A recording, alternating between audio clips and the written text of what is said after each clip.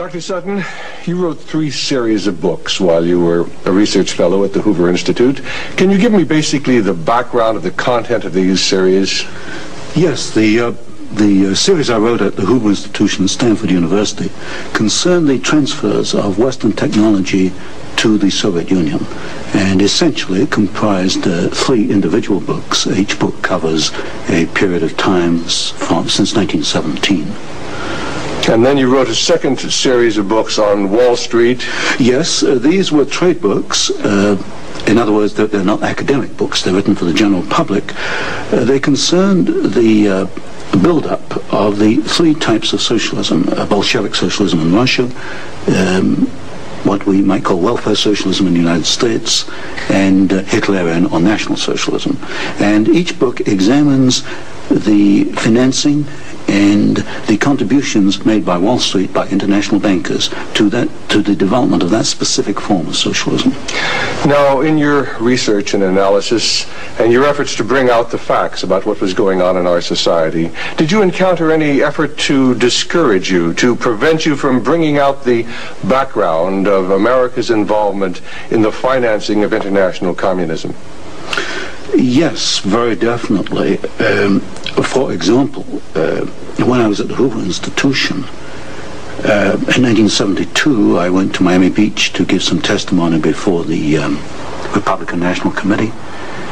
And although a congressman had hand-delivered to the wire services this testimony, which was later printed, the wire services refused to transmit it to the newspapers. Then when I got back to the Hoover Institution in California, I was called into the office of the director, and I was told in no uncertain terms not to make any more speeches like that, and that this information should not be made public. This was the information that we were giving the Soviet Union the technology to develop its war potential? Oh yes, at that time we were in Vietnam, and as you know, the Soviets were supplying the North Vietnamese. This was 1972? 1972, yes.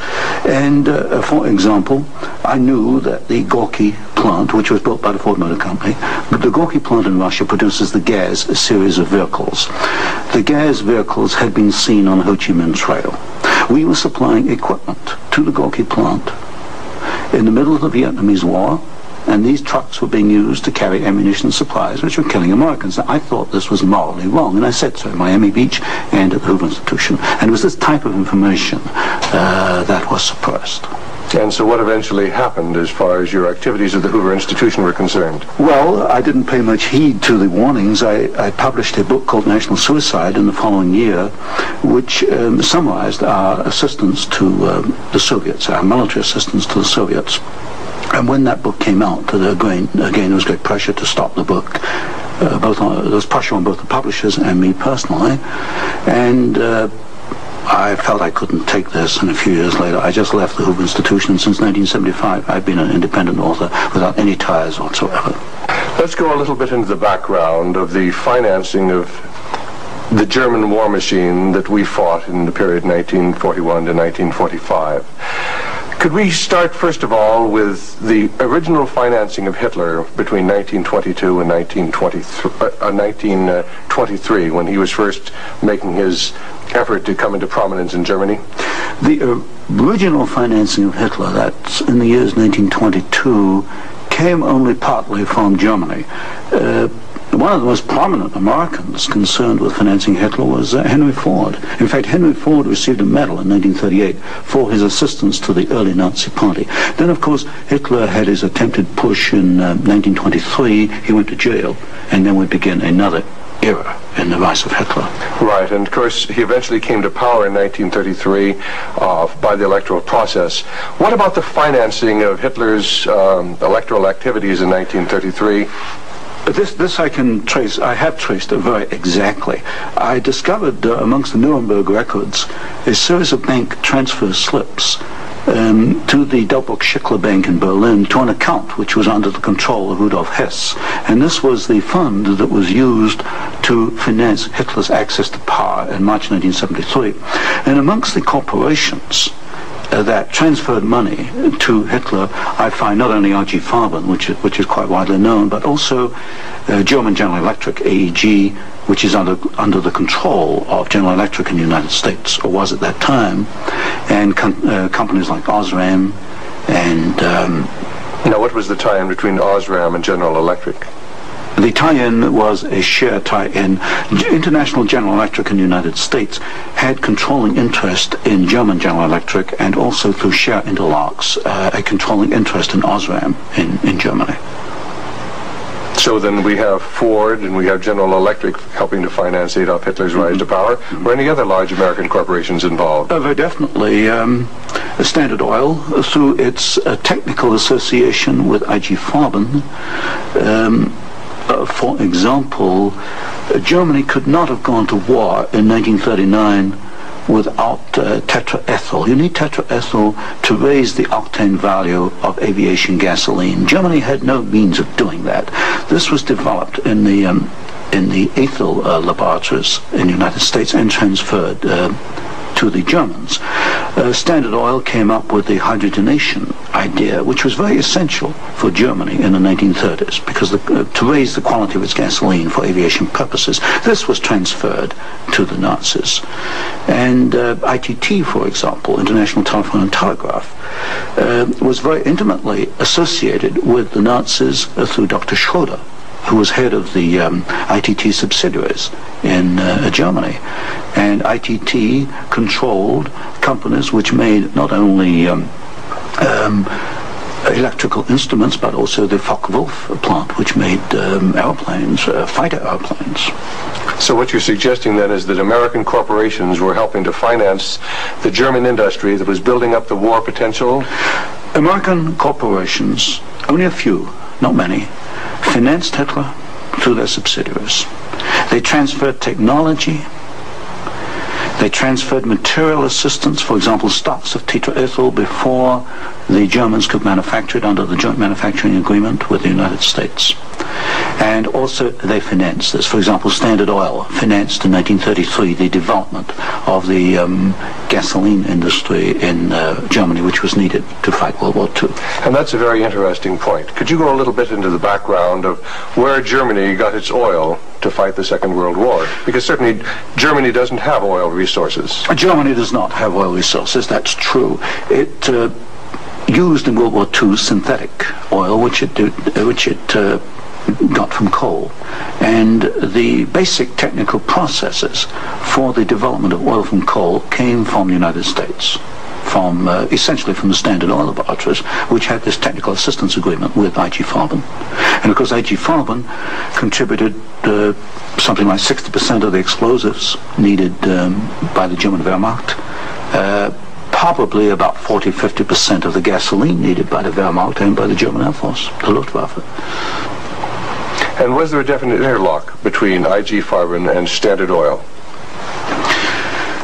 The interlock was at the technical level, the exchange of patents. It was through a financial technical assistance agreement. There were other interlocks with the United States through a subsidiary, I.G. Farben, in the United States.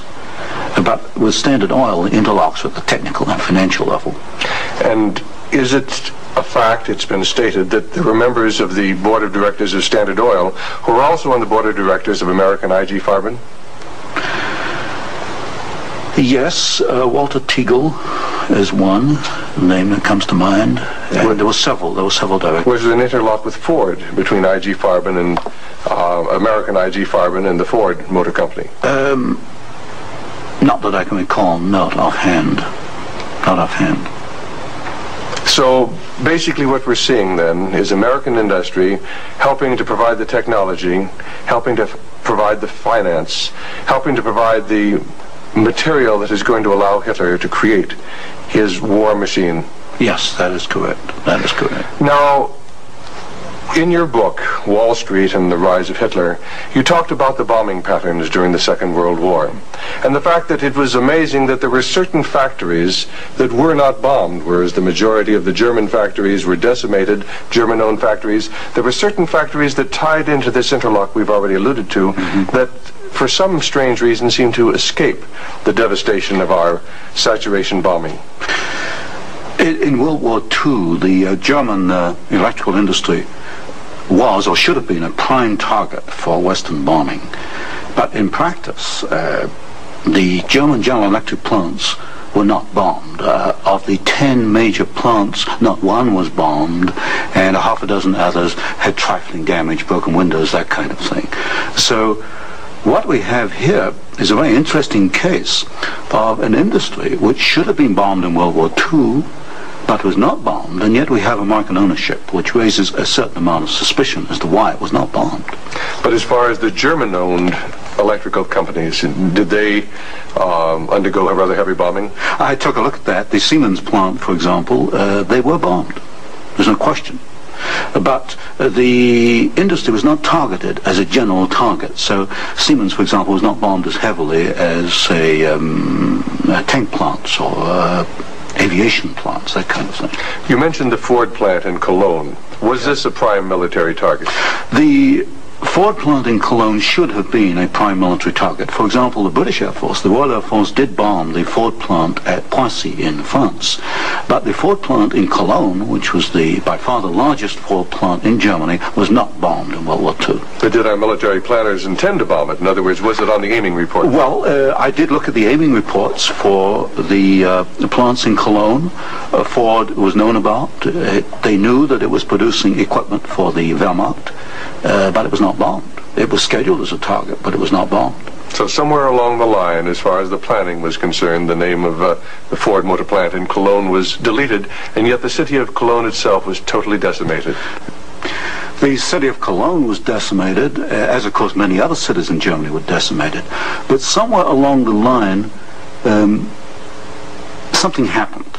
I suspect it was in the aiming committees, and without question, orders were sent out not to bomb certain targets, even though these were prime military targets.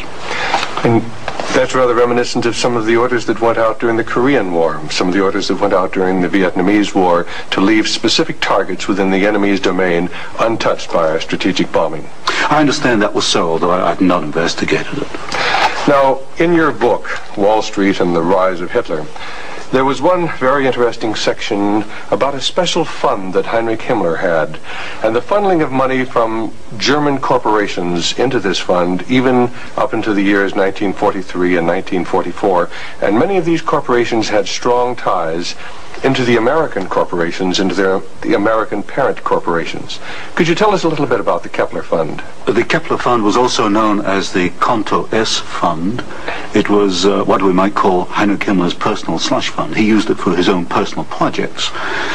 And what amazed me was both in 1933 and in 1944, the 2 years for which I examined the records, over half the funds came from American corporations. For example, in 1933, ITT, Standard Oil, General Electric, and possibly Osram were contributors. Even in 1944, in the middle of World War II, we find that ITT was funneling funds to Heinrich Himmler's fund through Schroeder, who was the chairman of the ITT subsidiaries in Germany. We also find that DEPAG, the Standard Oil subsidiary in Germany, was financing Heinrich Himmler, and this was in the middle of World War II.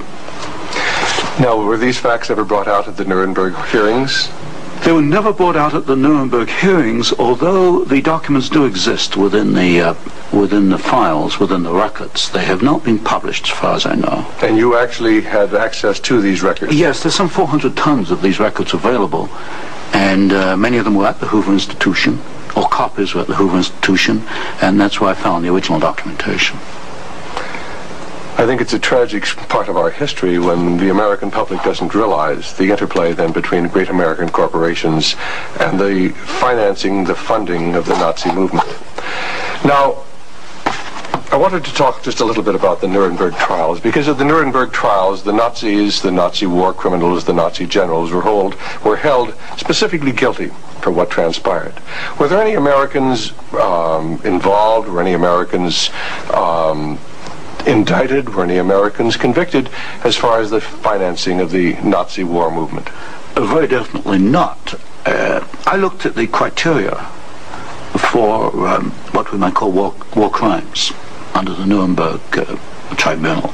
And there's no question in my mind that certain Americans well fitted the criteria which required indictment and trial. But no Americans were ever brought to trial. Do you think there was any conscious effort to conceal this fact, both from the Nuremberg War Tribunal and from the American public? Well, there was a conscious effort in the fact that these businessmen were very prominent in stating in 1946 that they had no knowledge of what Hitler was doing, and yet they were intimately involved with the build-up with Hitler. I suspect that this was not published in the media at the time, although I've not checked that. But certainly the role of American corporations and American businessmen in aiding Hitler has not been published. Now, what about the actual financing? What about the loans from large American banks, from large British banks, to Hitler's government in that period between 1933 and 1939, when Hitler was preparing for war? Well, you've got to go back a little earlier and look at what are known as the young loans, which were very important because I think they brought about the economic collapse of Germany in 1933. That was the Young Plan. This was Owen Young, who was, of course, chairman of General Electric. Here we got a man who actually made the loans as an officer of the United States government, which brought about the collapse of Germany in 1933, enabling Hitler to take over. And then subsequent to 1933, you get a series of loans. A very good one is Standard Oil, which loaned several $1 million, at least, to Germany to build up its aviation gasoline facilities. And there are other examples. Fine. Well, I'd like to get a little bit into the background of the financing of Bolshevism, because I think this is vitally important. And we can go back to the period after the Second Revolution, which was in October and November of 1917. The initial financing of Lenin's movement, how did it tie into the American corporations? Was there any American involvement in that period between 1917 and 1918, when Bolshevism was just beginning to get a foothold in Russia? Yes, there were several incidents. The most important is one involving Colonel William Boyce Thompson, who was the largest shareholder in the Chase Bank, which of course today is Chase Manhattan Bank.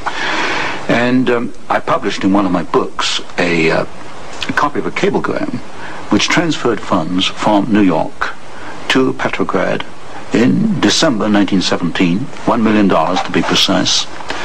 And Colonel Thompson made the statement later that this $1 million was given to the Bolsheviks to consolidate. They had just begun to take over Russia. They only controlled Moscow and Petrograd at that time, to aid the control that the Bolsheviks were extending in Russia.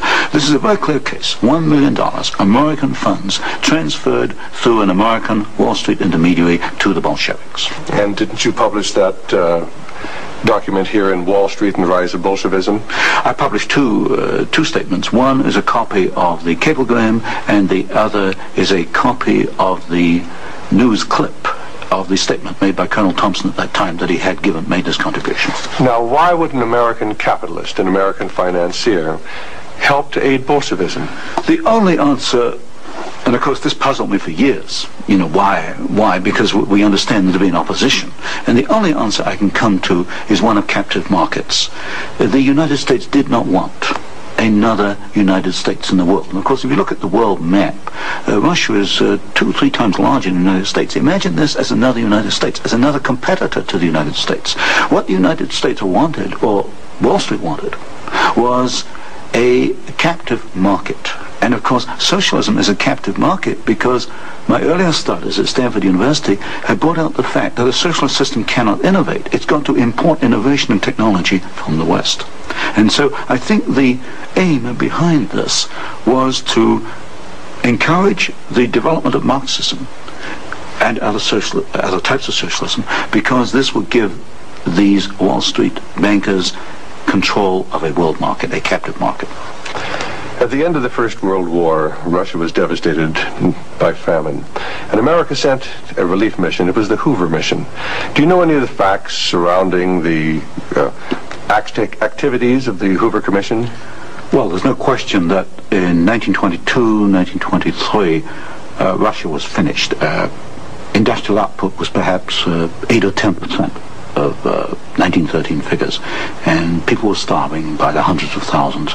And the Hoover mission was organized, of course, to send aid to Russia. But most of the aid went to the Bolsheviks, who controlled really quite a small part of Russia at that time. Only a very small part of the aid went to the White Russians or to the Far East. And then after 1922 and 1923, Lenin instituted something known as the New Economic Policy, or this series of 5-year plans. Can you tell us about the 5-year plans and the part that the major American corporations, major world corporations, played in building up the Soviet Union? Well, there are two separate phases here. The new economic policy was started in 1923 by Lenin, and I found, and I published this in my first book from Stanford, that every single Russian industry was rebuilt or restarted by foreign corporations, mostly German, British, French, and American. By 1928, Russia was back to approximately its 1913 in industrial output. And at that point, she began to think of these grandiose 5-year plans. And in 1928, Gosplan, which is the Russian government planning commission, actually designed an initial 5-year plan, but this was thrown out. It was inadequate, and American corporations were brought into Russia. And the first 5-year plan and the second 5-year plan were actually designed in the United States by American corporations. And what were these corporations? Which ones specifically were involved? The design of the first 5-year plan was by a corporation probably not known to most Americans, Albert Kahn. But Albert Kahn was the foremost industrial architect in the United States. And Albert Kahn laid out the basics of the first 5-year plan for the Soviets. And then we find, again, the same corporations involved with the construction of the plants. International General Electric, certainly, DuPont, Ford Motor, Hercules Motor, Curtiss-Wright in aircraft engines, and even some corporations which today were forgotten about, like Valti and Chance Vought. These were aircraft manufacturers at that time. And so American corporations came in and they built the first 5-year plan. But what was important, the Soviets then copied these plans, and this accounts for the tremendous Russian output. They took this initial equipment and they multiplied it, they copied it by the 100. Now, how about Ford Motor Company? Did they play a part in the building up of the Soviet potential? Very definitely. Ford Motor Company built the Gorky plant, and the Gorky plant produces the GAZ series of vehicles, that's GAZ, and these are trucks and some automobiles. And right from the early 1930s, you find that the GAZ plant has had military potential, and Ford knew that when it went in and built the Gorky plant. And we know it because I found statements to this effect within the State Department files. Sometimes we hear the name Averell Harriman. Did he play a part in building up the Soviet technology? Very definitely. In fact, Averell Harriman came out of the Soviet Union financially at a profit. He took over the Georgian manganese concession in the early 1920s. Got this back on his feet for the Soviets, and manganese became a prime export for the Soviets, and so they were able to sell this abroad, get foreign exchange, which financed their industrialization. And then they bought out Harriman about 1929, and Averell Harriman received as compensation $1 million more than he put in the first place. How about Armand Hammer of Occidental Petroleum? Armand Hammer is a very interesting example. Armand Hammer received the first foreign concession in 1822 in asbestos in the Ural Mountains. And he also conducted for the Soviets a number of other enterprises, right down to pens and pencil manufacturing, for example. But Armand Hammer is interesting because his father, although Armand Hammer today is chairman of Occidental Petroleum Corporation, his father was Julius Hammer, who in 1919 was Secretary General of the Communist Party USA, which emphasizes the argument I made throughout my books, that at the top level, there's no difference between your top communists and your top capitalists. They interlink. You've got Armand Hammer, chairman of Occidental Petroleum, his father, was Secretary of the Communist Party USA in 1919. So it's basically a power grab. It's a power grab, an international power grab. Now, during the Second World War, why, Russia was pretty well decimated once again by German forces. What part did the American Lend-Lease program play in building up Russia's industrial capacity after the Second World War? Well, Lend-Lease built up Russia's capacity, modernized it, and expanded it during World War II. And there was some continuation all the way through perhaps to 1948, 1949. There was a program after Lend-Lease, which was supposed to be restricted to foodstuffs and industrial materials, but in effect, I checked the records in the warehouses in Sutton, Maryland, I find that even after World War II, and this was against the intent of Congress, I suspect, there was a massive transfer of the latest industrial equipment to the Soviet Union under the so-called Lend-Lease program. Now, in 1948, there was a fascinating book came out by Major Racy Jordan, in which he talked about American aid to the communists as far as their ability to build nuclear weapons. Did you ever have an opportunity of verifying the facts that we had given them the heavy water, we'd given them the wherewithal to build their atomic weapons? Well, as part of the work I was doing at Stanford, I did investigate the shipping documents for Lend-Lease, and I took a sample of these documents and I checked them against Major Jordan, and broadly Major Jordan was correct within, say, about 5%. And Major Jordan, of course, made the charge that we had shipped materials to the Soviets 1944 and 1945 which were later used in their atomic program. There is no doubt he is correct. We shipped heavy water, which is essential, but we shipped other items which are perhaps less obvious to the layman. We shipped, for example, aluminum tubes, and aluminum tubes are essential for atomic energy development. We shipped graphite, and graphite is another essential component. So generally, as far as I could check, and I checked the original government Lend-Lease document, General Major Jordan was correct. Now, as the years have gone by, of course, we see a growing Soviet nuclear threat. The Soviets now have MIRV missiles. Mm-hmm. Can you get a little of the background on how the Soviet Union, which really didn't have the technology to develop those MIRV missiles that threaten our cities today, how were they able to develop the MIRV capacity? Well, you've got to go back and look at how the Russians were able to develop a rocket, space technology anyway. What they did after World War II was American forces were held back for a while the Soviets occupied East Germany. They stripped East Germany. They took back the latest of the V2 rocket technology from Peenemünde and other places, and the V2 became the basis of the Russian space technology. Now, if you skip the intervening years, you will find when you come to the early 1970s that the Russians did not have the capability to MIRV their missiles. And in particular, they lacked the ability to produce the very precision, micro-miniature ball bearings that are needed for the control systems. There was only one company in the world, Bryant, Chuck and Grinder, which could make the machinery which machines the races within which these ball bearings run. And without those races, you just cannot make MIRV missiles in any quantity. You can make one off, but not in quantity. Bryant, Chuck and Grinder was allowed to ship to the Soviet Union 45 of these machines at a time when we only had 33 in the United States. But wasn't there any objection to doing this? I objected at Miami Beach in 1972. Other people objected, but the objections were squashed. And predominantly at fault here is Henry Kissinger and the incoming administration, the incoming Nixon administration.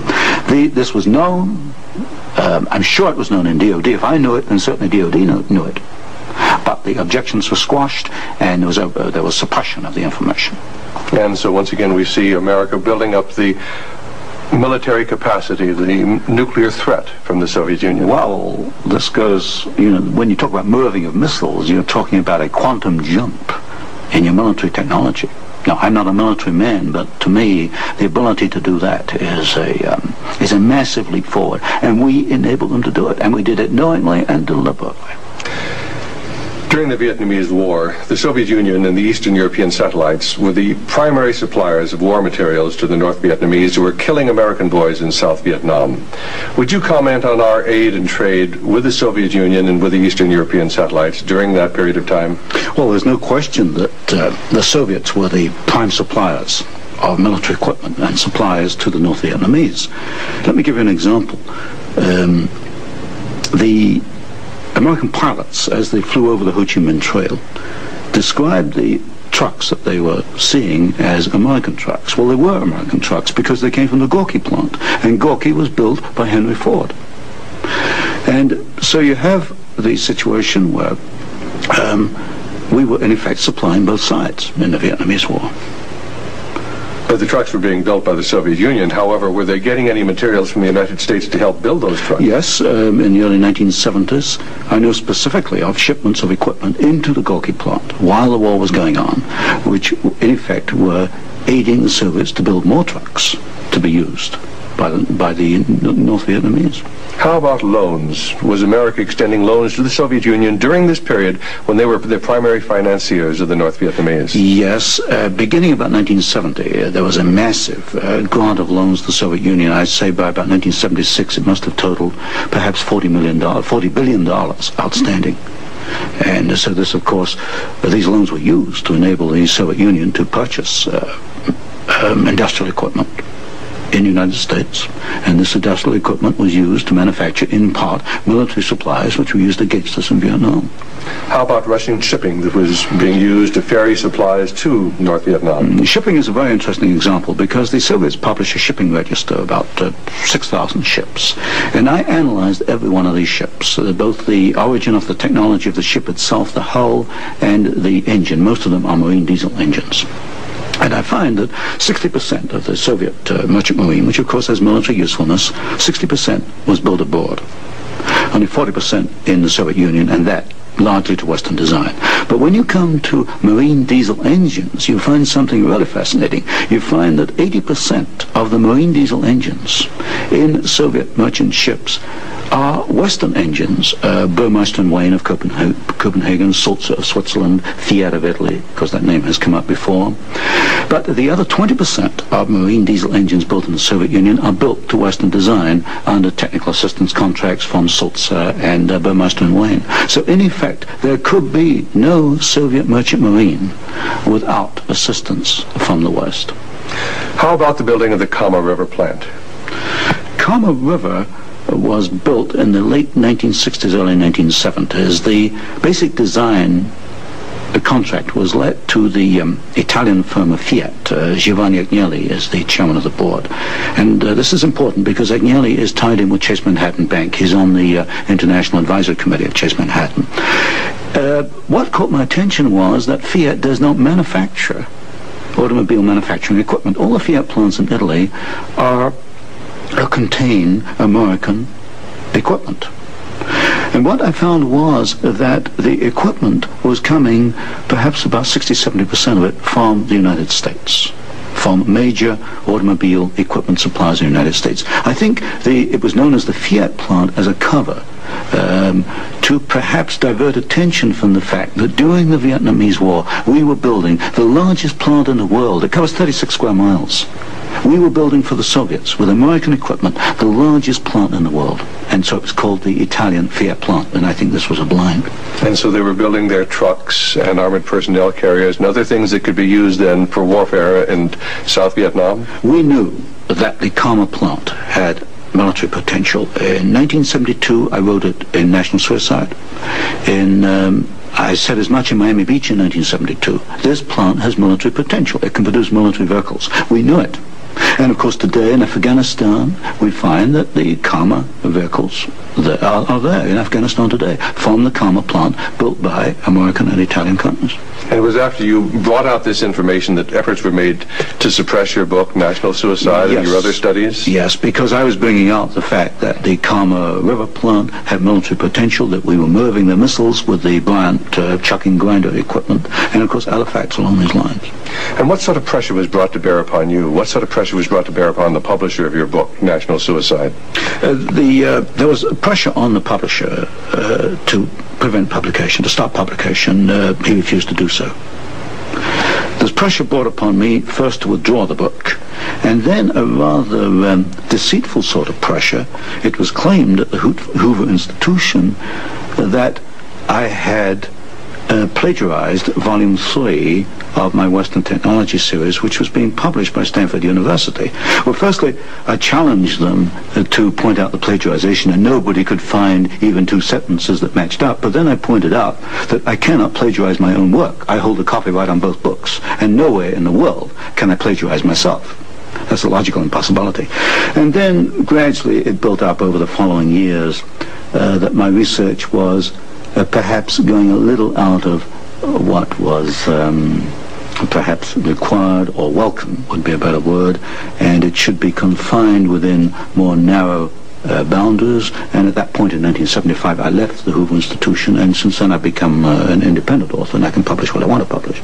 Do you know of any other instances where efforts were made to suppress publication of books through the Hoover Institute? I know one example, one I was personally aware of, and that was Julius Epstein's book on Operation Keelhaul, which is a very important book on the treatment of Russian prisoners of war in Germany after World War II. This book was in manuscript for several years, and he was not allowed to publish it. I heard that firsthand from Julius. Right, and eventually it was, of course, brought out. It was at a later point. Now, another example I can give is my own Western Technology series. The 3rd volume of that was held in galleys for 1 year. Now, it costs a lot of money to hold a book in galleys, because when a book is in galleys, you want to get it out on the market to start recouping your investment. That book was held in galleys for 1 year because it was not politically wise or acceptable to publish it at that time, even though it was an academic book. Now, you've done some fascinating studies on the Trilateral Commission. Can you tell us about the Trilateral Commission? The Trilateral Commission is a private organization founded by David Rockefeller in 1973. It was essentially financed by Rockefeller and some of the foundations, Kettering Foundation, Danforth Foundation, Ford Foundation. Ford Foundation was a very major contributor. And the stated objective is to encourage discussion amongst what they call the trilateral regions. I should point out that of the 300 members, 1/3 come from the United States, 1/3 from Japan, and 1/3 from Europe. But in effect, I find that the actions of the Trilateral Commission are very much self-interested on the part of the international banking community in New York.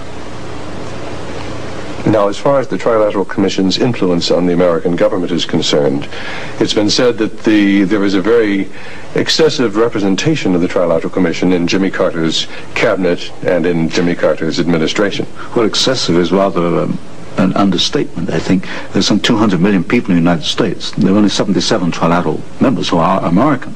Out of that 77, I counted no fewer than 18 trilateralists. That's about 1/3 of the American trilateral contingent turns up in the Carter administration. Mr. Carter himself was a trilateral, Mr. Mondale, Mr. Brown, Mr. Vance, Mr. Blumenthal, Mr. Brown, Secretary of Defense. In other words, they occupy all the senior cabinet and sub-cabinet posts. In fact, there's some key committees, intelligence and defense committees, which are only comprised of trilaterals. So here you've got 77 Americans selected by one man, David Rockefeller, who's chairman of Chase Manhattan Bank, and we find that they turn up in the key controlling positions in Washington under the Carter administration. And would this suggest to you that perhaps we do not select the government, that it is selected by these people who work behind the scenes? You can come to no other conclusion. If you look today at who's running for office, you find Mr. Bush is a trilateral, you find Mr. Anderson is a trilateral, Mr. Carter's a trilateral. We find articles appearing in Newsweek magazine, Time magazine, U.S. News and World Report, many of the major media telling us there's really nothing to be concerned about from the Trilateral Commission.